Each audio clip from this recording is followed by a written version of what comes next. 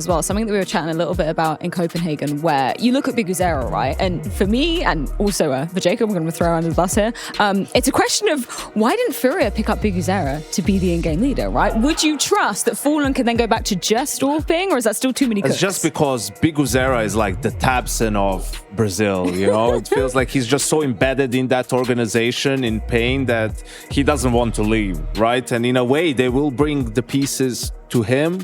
Okay, maybe not Cesarato, but as we said, the problem aren't the riflers. I mean, there's a ton of riflers in Brazil, right? So it's just about finding the right pieces, having players mesh well together, right? Creating a good environment, and we'll see if Pain is able to do it with this lineup. Yeah, let's talk about the next map in this series. This is Pain's pick, Dust 2. We saw them play it quite a few times in Copenhagen as well. I think the series that sticks out for me was the series versus Na'Vi. Pain did come away with a loss, but it was a very competitive game, right? Yeah, I believe they were 12-9 up at one point as well, and we're going to see a very similar style to how they played this Mirage out just now to how they play Dust 2, which is going to be, you know, they're going to have to start on that T side. They're going to do a lot of these, let's take map control, let's group 4 people on Cat, and let's do an execution and just make it really simple and try to work this together. Maybe Snow goes for an aggressive play on B tunnels, or maybe he helps them up Cat somehow, but it's going to be the same thing, the bread and butter every round. And Virtus Pro, I mean, waiting to see what that system is in game to be able to block it.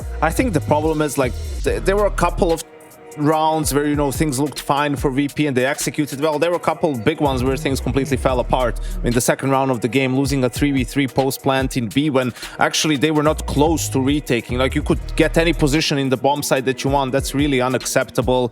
Losing to a full eco, one saved off, that was a pretty poor call in that round from 40 seconds left, B pop, and you have no map control, don't know where that op is. And you showed yourself 30 seconds earlier, right? Yeah. Sort of, that's what makes it bad. But the reality